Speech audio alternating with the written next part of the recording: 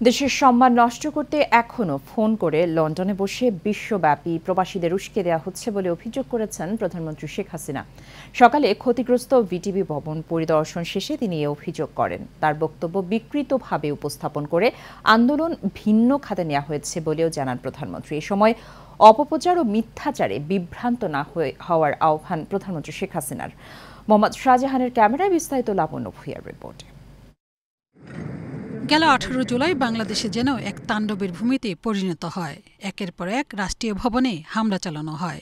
দুর্বৃত্তদের দেয়া আগুন আর সন্ত্রাসের হাত থেকে রেহাই পায়নি রাষ্ট্রীয় টেলিভিশন বিটিভি। বিটিভি কেন্দ্রে আগুন দিয়ে ক্যামেরাসহ পুড়িয়ে দেওয়া হয় গুরুত্বপূর্ণ বহুমূল্যবান জিনিস। লুটপাট করা হয় অনেক যন্ত্রপাতি, পুরানো হয় 17টি গাড়ি, ভাঙচুর করা হয় 9টি গাড়ি। 2টি সম্প্রচার ভ্যান পুড়িয়ে দেয় দুর্বৃত্তরা। এছাড়াও আগুন দেওয়া হয় বিল্ডিংয়ের প্রতিটি ফ্লোরে। এটা কারোর পক্ষে সহ্য কর না। প্রধানমন্ত্রী শেখ হাসিনা বেশ অনেকটা সময় বিটিভির ধ্বংসস্তূপ পরিদর্শন শেষে কথা বলতে যেয়ে অনেকটা থমকে যান। বলেন, যা কিছু অর্জন তা এদেশের মানুষের জন্যই। এই সম্পদ যারা আজ নষ্ট করলো সেই বিচার এদেশের জনগণের কাছে তুলে দেন তিনি। যারা এদেশের মানুষের রুটি রুজির উপরে হাত দিয়েছে, রুটি রুজির পথ বন্ধ করে দিয়েছে, তাদের বিচার জনগণকেই করতে হবে। কারণ এদেশের জনগণই একমাত্র শক্তি। বিভ্রান্ত ছড়ায় কাউকে যেন কোনো রকম মিথ্যা অপপ্রচার চালিয়ে কাউকে যেন বিভ্রান্ত করতে না পারি। আসল সত্যটা জানুন। যারা এসবের সাথে জড়িত সারা বাংলাদেশের আনাচে গানাচে যে যেখানে আছে তাদের খুঁজে বের করুন এবং তাদের শাস্তির ব্যবস্থা করার জন্য সহযোগিতা করুন। আমি দেশবাসীর কাছে সেই আহ্বান জানাই। তারেক জিয়ার প্রতি ইঙ্গিত করে সরকার প্রধান বলেন, দেশের সম্মান নষ্ট করতে এখনো সক্রিয় রয়েছে সরকার বিরোধীরা। আরও দুঃখের বিষয় হলো, লন্ডন থেকে নির্দেশ যায় যেখানে যেখানে বাঙালি আছে সেখানে সেখানে আন্দোলন করতে হবে।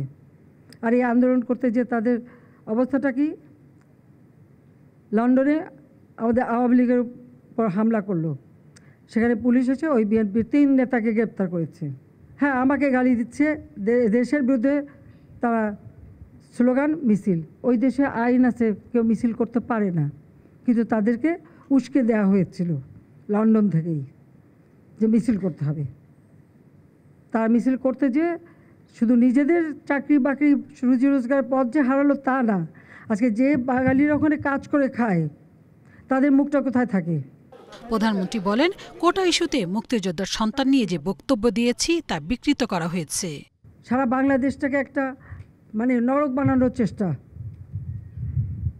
আমরা বাধ্য হলাম কারফিউ দিতে, বাধ্য হয়েছি সেনাবাহিনী রাখতে, কারণ মানুষের জানমাল রক্ষা করা এটা আমাদের কর্তব্য।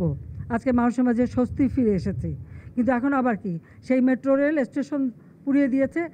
যারা আজকে অল্প সময়ের মধ্যে এক জায়গা থেকে আরেক জায়গায় যেতে পারত, আজকে সেটা বন্ধ।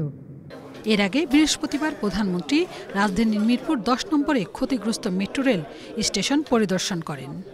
রাষ্ট্রীয় প্রতিষ্ঠান বাংলাদেশ বিটিভি এখন ধ্বংসস্তূপে পরিণত। কোটা আন্দোলনের নামে কতিপয় দুর্বৃত্ত একের পর এক হামলা চালিয়ে নষ্ট করেছে বহুদিনের পুরনো ঐতিহ্যবাহী দলিল, তথ্য, ছবি। বাংলাদেশের 53 বছরে এমন দুঃস্বপ্ন এ জাতি কখনো দেখেনি, আর ভবিষ্যতেও এদেশের মানুষ কোনোভাবেই এমন দুর্বৃত্তায়ন আর দেখতে চায় না। এদেশের মানুষ উন্নয়ন আর অগ্রযাত্রায় এগিয়ে যেতে চায় দুর্দান্ত গতিতে। সকলে মিলেই বাংলাদেশ এটাই যেন সত্যি হয়। লাবণ্য ভূঁইয়া, এশিয়ান টেলিভিশন, ঢাকা।